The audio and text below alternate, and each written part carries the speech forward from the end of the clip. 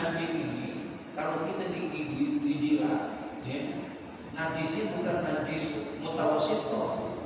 Najisnya bukan najis mukhafafah, tapi najisnya najis apa? Nah, najis mughalaqah, nggak cukup dibasuh sama air sekali. Ya, kalau kita dijilat sama kambing, ya, kita bersihin juga nggak apa-apa. Maka itu jilatannya bukan najis, gitu. Ya, artinya kalau anjing enggak, dia mestinya dibersihinnya pakai air berapa kali? 7 kali, satu diantaranya dengan tanah, karena saking apa ya? Hinanya. Tapi ketika kita berbuat kebaikan sama binatang sehina anjing, walaupun kebaikannya bukan kasih makan tiap hari, bukan. Kebaikannya bukan kita kasih makanan yang paling enak, enggak. Kita kasih air sedikit doang. Itu Allah udah senang, bukan main. Allah udah bilang lu perhatiin apa gua kalau bahasa kita. Ya, Pak. Sekarang kau perhatiin. Masya Allah. Ya. Nah, kita disuruh. Makanya Allah janji, kata Nabi Muhammad, man kana fi hajati akhihi, barang siapa yang melapangkan, memperhatikan kebutuhan saudaranya, kana Allah fi hajatihi, maka niscaya Allah akan memperhatikan hajat orang itu. Wa man farraja an muslimin kurbatan, dan barang siapa yang melapangkan kesulitan, satu kesulitan daripada kesulitan yang dialami oleh saudaranya yang muslim, farajallahu anhu biha kurbatan, maka niscaya Allah akan melapangkan kepada dia kesulitan-kesulitannya min kurabi yaumil qiyamah, termasuk di antaranya kesulitan-kesulitan nanti yaumul qiyamah. Masya Allah. Ya, kalau kita berbuat kebaikan, maka Allah akan memberikan kesulitan-kesulitan di yaumul qiyamah. Kemudahan dengan kebaikan itu kita nggak ngalamin kesulitan untuk dihisab, gitu, ya. Hisab kesulitan apa? Kesulitan bukan main, nanti kita akan diperiksain semua dan waktunya cukup lama, ya, 10.000 tahun kata Syekh Ahmad Izadah, itu yang namanya yaumul hisab. Nah, itu kesulitan, walaupun nantinya panas dan gelap nih. Tapi karena kita pernah berbuat kebaikan kepada saudara-saudara kaum muslimin, apalagi kepada saudara-saudara kita, bukan hanya terikat sama saudara akidah, bukan hanya terikat dengan saudara darah, kemudian kita berbuat baik sama mereka, Masya Allah, Allah akan berikan itu, ya, kebaikan yang seperti itu. Ya, Allah akan bebaskan kita dari kesulitan. Bisa jadi kita masuk ke dalam surga tanpa dihisab oleh Allah Subhanahu wa taala. Insya Allah, karena kita berbuat baik. Cuma ngomongnya gampang ngelakuin. Astagfirullahaladzim. Iya, kalau ngomongnya astagfirullah. Kadang-kadang kita lihat panjang jalanan, Masya Allah. Apalah susah. Habib Abu Bakar bin Hasan Az-Zakini yang di Bogor, Harum itu, Insya Allah orangnya murahnya. Kita diajari semua cara begitu. Dan keharusan binimah kita amalin sebenarnya. Jalan kita lihat ada orang susah. Ya Allah, makanya saya suruh berarti untuk kita berikan hadiah kurangnya itu, padahal dia ada di pinggir jalan, ribuan mobil, aku pun yang tidak ada berarti. Paham kan maksudnya? Ya, mereka asing semuanya, padahal kira-kira melihat orang yang susah itu lihat, ini orang-orang yang hewan lihat. Membawa kebaikan, melakukan kebaikan itu bukan sesuatu yang gampang. Gak gampang untuk jadi orang yang baik itu, yang menuntut tangan, orang yang baik, orang yang jujur, susah dia. Dikit-dikit dijegal. Iya, ini dia orang yang melakukan kebaikan.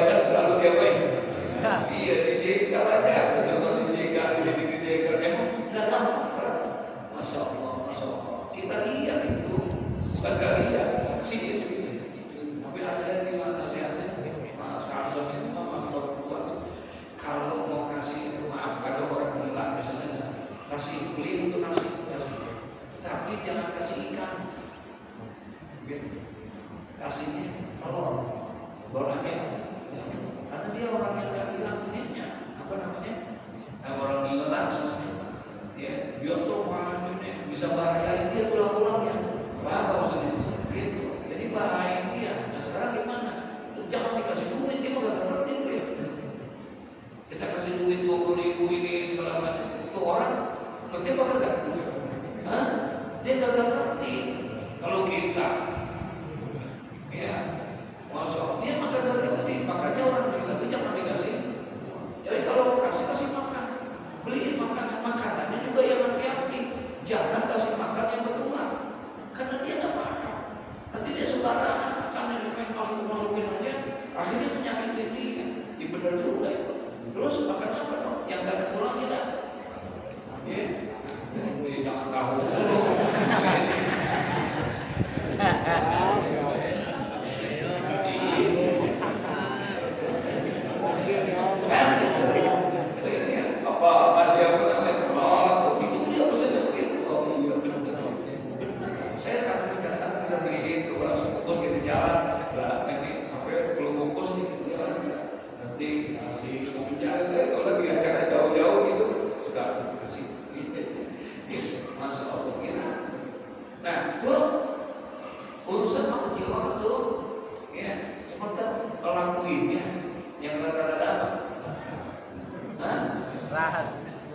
Susah-susah aja apa susah banget ya?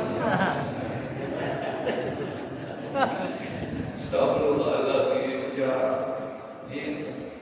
Apalagi kalau dia berdoain, makasih ya Pak, mudah-mudahan Allah mudahin urusannya, Allah lancarin Pak, makasih Pak, saya udah 2 hari nggak makan Pak. Wah itu dasar tuh. Iya, itu kalau udah kayak begitu tuh, itu dasarnya kalau tukang minta-minta yang datang itu hadiah Allah tuh buat kita tuh. Itu hadiah tuh Allah kasih sama kita. Coba lihat kalau kita Muhtarul Hadis An-Nabawiyah. Yang hadiah yang Allah berikan kepada orang yang beriman adalah didatangkannya tukang minta-minta ke rumah kita. Jadi datangnya tukang minta-minta ke rumah kita. Hah? Hadiah Allah berikan hadiah dalam bentuk itu. Kok bisa iya? Ketika tukang minta-minta datang, kemudian kita berikan sama dia, ya, berapa duit? Jangan 100.000 dah. Banjir kalau sini kalau kita kasih 2.000 aja kita kasih dia. Itu kemudian kita kasih ikhlas, diterima sama dia doain kita. Apa kata Nabi dalam kitab Muhtarul Ahadits An-Nabawiyah? Kalau kita berikan 1 biji korma saja kemudian dia senang dan kamu ikhlas melakukannya, itu Allah berikan pahala sebesar gunung Uhud yang ada di Madinah. Allah berikan pahala sebesar gunung Uhud yang ada di Madinah. Itu gunung Uhud, gunung yang terbesar yang ada di Madinah. Gunung Uhud, gunung satu-satunya gunung yang masuk ke dalam surganya Allah. Gunung Uhud adalah gunung yang Rasulullah cinta kepada dia dan dia cinta kepada Abu Bakar Rasulullah. Nah, kita berikan hadiah kepada orang yang seperti itu Allah berikan pahala yang seperti itu besar. Pahala padahal kasihnya berapa duit? Hah? Noceng. Cuma kasih 2.000 dikasih pahala yang begitu besar. Apa bukan hadiah? Makanya Syekh Sofyan As-Sauri benar. Kata Syekh Zainuddin Al-Barbahari dalam kitab Risalul Ibad ila Sabilil Rahman, ketika dia lagi jalan Sofyan As-Sauri melewati satu kuburan, satu taman kuburan, dia lihat di situ ada anak muda, kulitnya udah hitam, ya, kemudian kurus, lagi nangis-nangis, ya Allah, ampuni aku ya Allah, lagi teriak. Saya Sofyan As-Sauri lihat. Nah, ini orang kenapa di kuburan? Lagi nangis-nangis, kemudian ke atas, ya Allah, kemudian kuburan lagi, ya Allah, diparani saya sampai nasab. Kemudian di anak muda yang ada di kuburan melihat ada orang datang, diri kabur dia, ya, nggak mau diketahui. Akhirnya saya sampai nasab panggil yang sabar. Ini kisahnya ada dalam kitab Risalul Ibad, dipanggil. Karena takut tetap dia lari. Dikejar semakin kencang, berarti larinya semakin apa? Semakin kencang. Sampai akhirnya terjatuh dia. Ya, orang itu terjatuh. Ketika terjatuh, diparahkan sampai mati lalu. Ya, meninggal anak muda. Kemudian saya bikin apa namanya? Sofyan As-Sauri khawatir takut. Waduh, ini gara-gara akhirnya dia mau coba mengurusin gimana caranya. Akhirnya ditutupin pakai sorbannya. Ketika ditutupin sama sorbannya, dia ditinggal sama Sofyan As-Sauri, pengen cari orang untuk membantu ngurusin dia. Paham? Nah, ditinggalan di jenazah, gitu kan? Ketika dia tinggal, kemudian dia balik lagi, jenazahnya udah nggak ada. Jenazahnya udah nggak ada. Nah, dia jadi udah berasakannya jelek. Di jenazah jangan-jangan dimakan sama siapa? Binatang. Dibawa sama binatang buas yang makan bangkai ini itu dan lain sebagainya.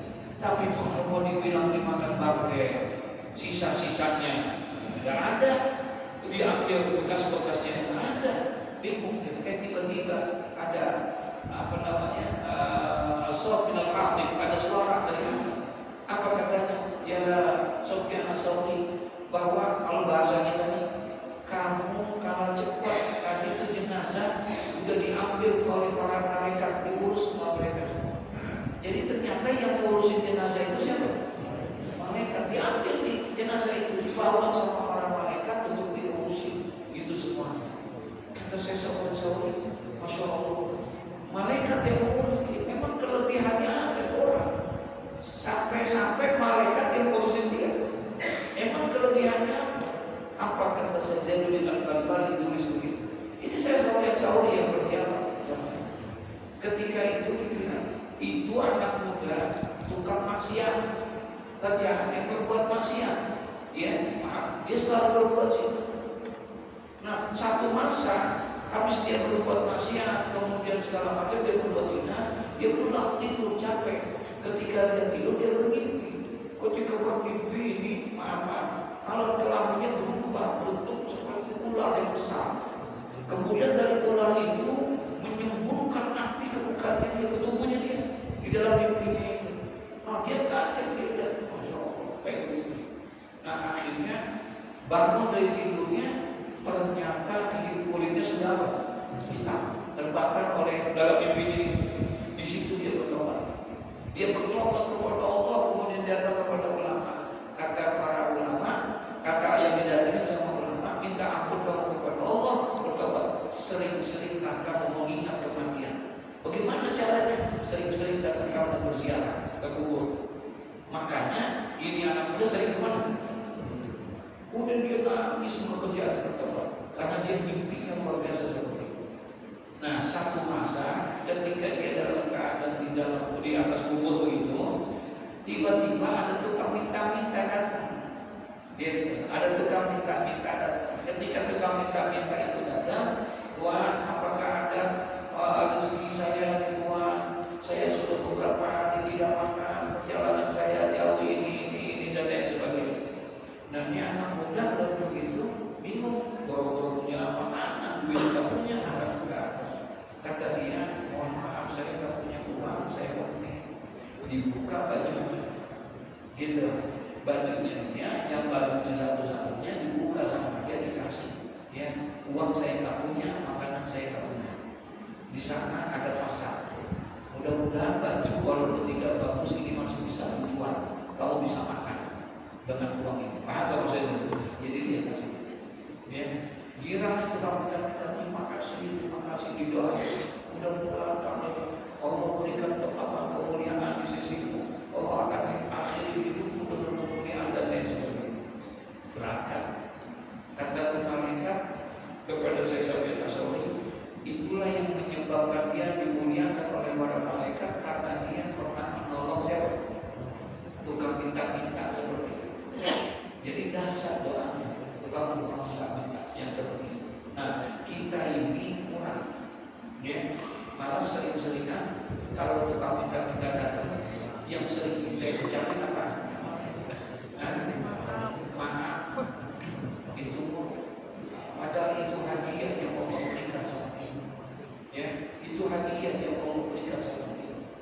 kenapa orang tua kita dulu berani dia menaruh tempayan di luar. Ya, dulu kan orang tua itu ada tempayan sebagai, ya kan? Itu emang buat apa? Buat minum siapa?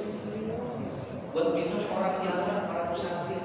Lu minum aja dah. Gua bayangin apa yang gak sempat nyiapin apa ya? Mau ambil silakan. Udah diikhlaskan silakan. Subhanallah.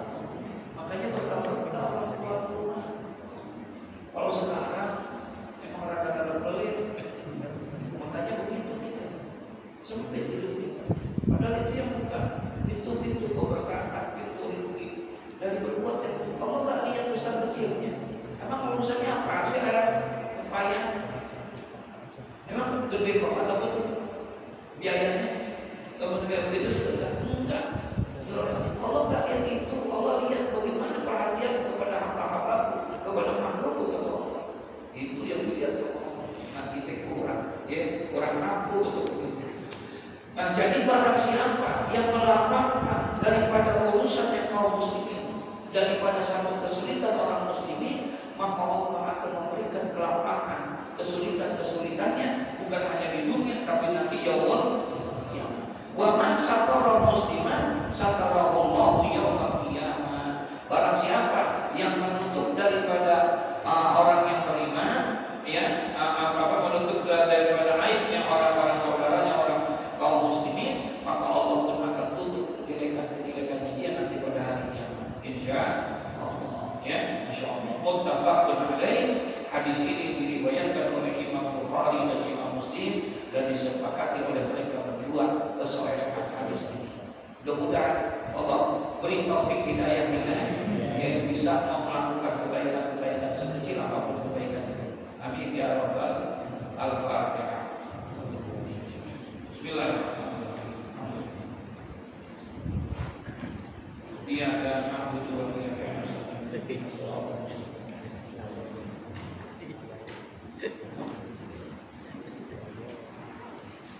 Kita